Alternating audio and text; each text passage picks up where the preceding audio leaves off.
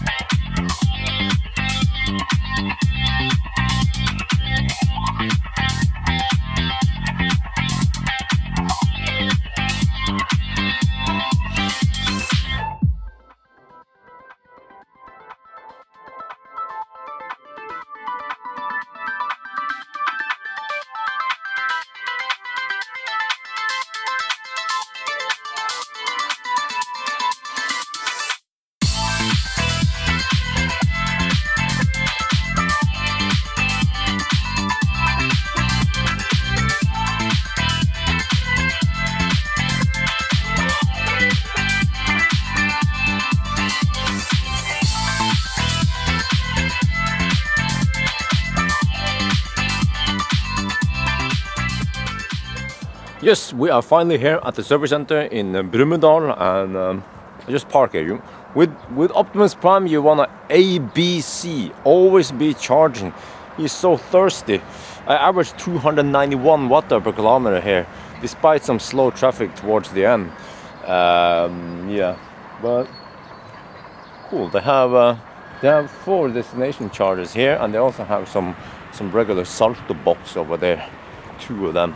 So some AC charging, and of course every service center has superchargers nowadays. Okay, so I will just deliver the keys, and then I guess we have to wait a while. I don't know how long this takes. Let's see. Okay, this is pretty funny because now I'm just sitting here at the, well, I guess we can just call it the lounge. You know, this is very common at the service centers, that you have this place you can, well, there's some Tesla toys. If you have kids, they can play over there. So I prepared, you know, for a long wait here. I have plugged in my laptop. I was gonna get some work done, editing. I brought snack, lemonade stuff, this is like the biggest banana ever. Wow. And then I talked to the guys, and they said that it would take only half an hour, and it's been already like 10 minutes, 15 minutes. So I'm like, what the heck? I better start working then. What the heck? I just started checking my email and start responding to some comments or whatever, and then the guy said, hey, the car is ready. What? Okay. I didn't expect it to be that fast. All right, let's go then. Okay, they put it in the same place, yeah, and plug it in for me. Oh, that's great. yeah, I need all the juice I can get. So they have replaced the 12-volt battery. It's here. Oh, okay. Oh, did they vacuum? Did they vacuum it? I wonder if they had to pop this thing open. But the battery is under here. Let's see if I can open it. Pop this open. Oh, there. It should be here somewhere, right? I don't remember exactly. No, that's the fuse box. Oh, maybe it's in the back in the Model X. Because that enough guy. Yeah, maybe they put it in the back in the X, but in the S, it is in the front here somewhere. Okay, we can see if there are traces that they have gone in from behind. Okay, let me see. Well, that looks like untouched. Now there's crap in here. Oh shit! The stuff from Top Fit is still here. Yeah, like the Model X hooks and stuff. I wonder where the heck the battery is. If it's not in the back, it's probably in the front somewhere, but maybe under here where we can't see it that clear. Okay, whatever. But I guess let's close this one and then get out of here. Alright, so we have 150 kilometers, but this is not the very fast destination charger. It's 3-phase 400 volt, but wait a minute, 33 kilometers per hour. Yeah, we just plug in, but yeah, I mean, ideally we will get 24 amp from this one. I mean, if this was a faster, then you would get like 60-70 kilometers per hour. But 150 kilometers, okay. Is that enough to go home? Let's see, 150, and this car is very thirsty. 100. Oh shit! No, that's not enough. Let me see. Well, it estimates 4%, so we probably have to stop at the supercharger here. Yes. Okay. Let me see. Do we have enough to just hammer it? Oh yes, we have enough to hammer there. All right, let's go. Oh, whatever. Let's show you here. Okay. So there are some alerts here now. So the charge port needs service. The charge port has been like troublesome lately. Like it won't unlock properly, or it takes a while to unlock it, or whatever. So yeah, they will order a new part, and I have to come back here at Brumunddal. I asked them, yeah, okay, what if I do it in Oslo? They said, well, if you wait and do it in Oslo, it might take a very long time. Okay, well, then I guess I have to come back here then. Yeah, so yes, we will see Brumunddal again.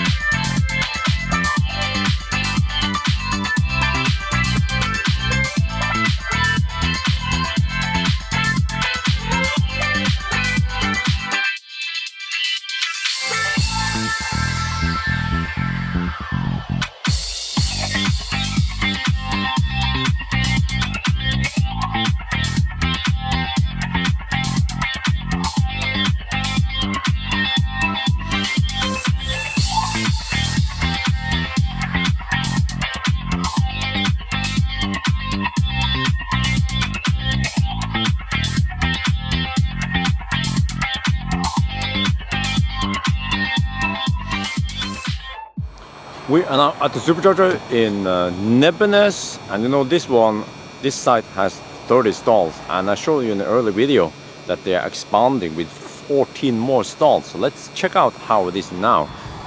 You see, they are done with the digging. They are doing some electric work. So all the foundations have been laid, and just ninja around here. They don't know that I'm filming them, but this is public area anyway. So let me just show you here. Yeah, so we have the drive-through stalls, just like on the other side there. Wow, nice. So I guess within a couple of weeks it will be up and running then.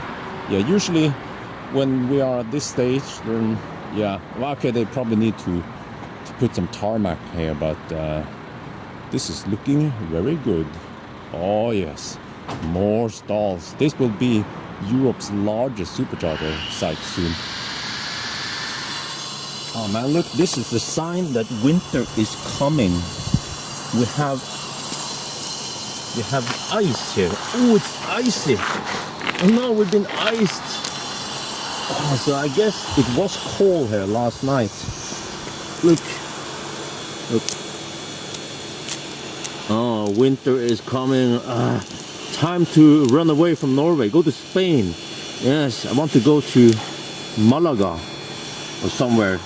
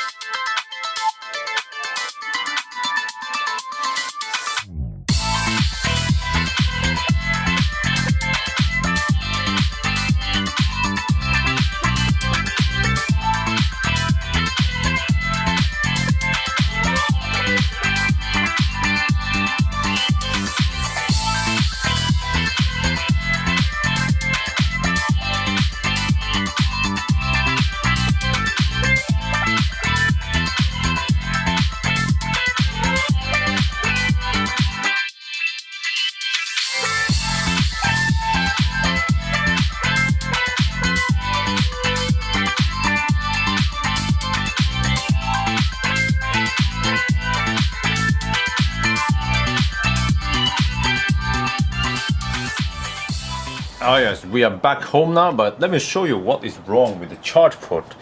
Like I said, the charge port is very moody, so it's open now when I'm parked, right?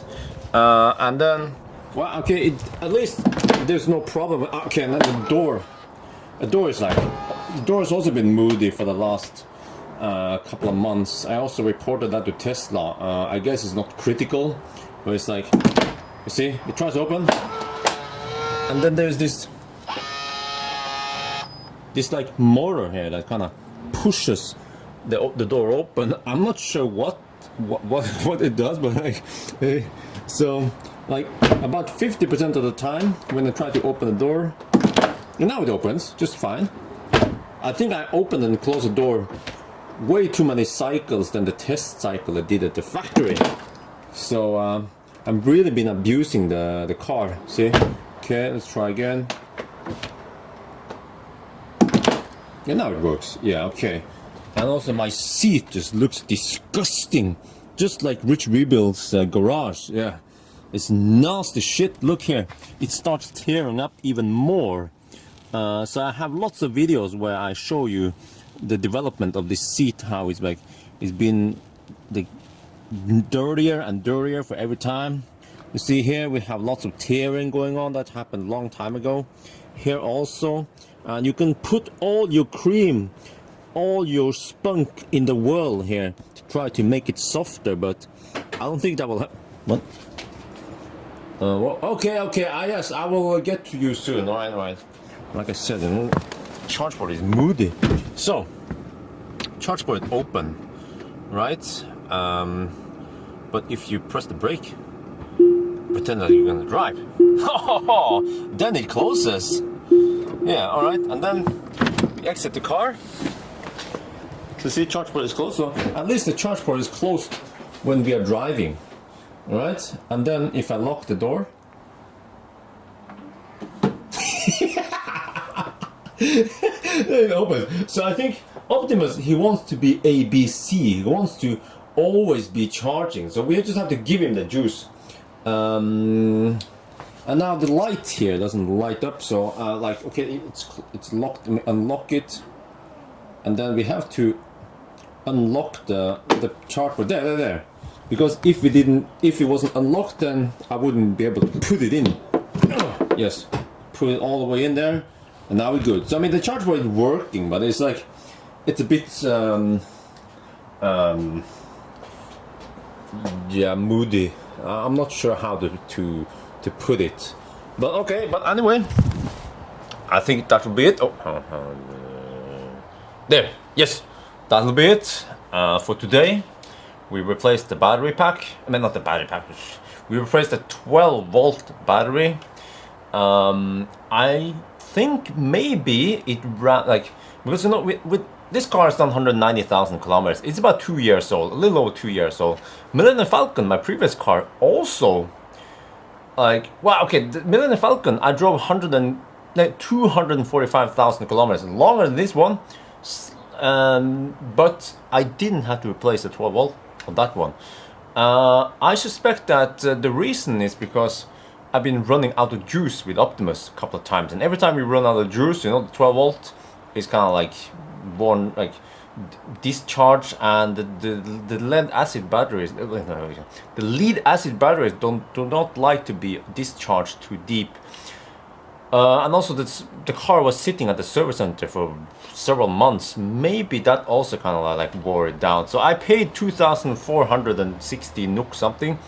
Well, okay, I didn't pay for it. I mean, I used referral credit, but they didn't take this under warranty. So I'm like, okay, well, I mean, it's a part that wears down, you know, just like brakes and shit. So yeah, but at least the charge port should be under warranty. I still have 5-year warranty on the car, even if it's out of the manufacturer's warranty, you know. So anyway, I think that'll be it for today. Yes, I hope you guys had a good laugh at my issues. We should go. I should show you guys the troll wall. We have a troll wall in Norway. Yeah, so that's it for now. Talk to you guys later.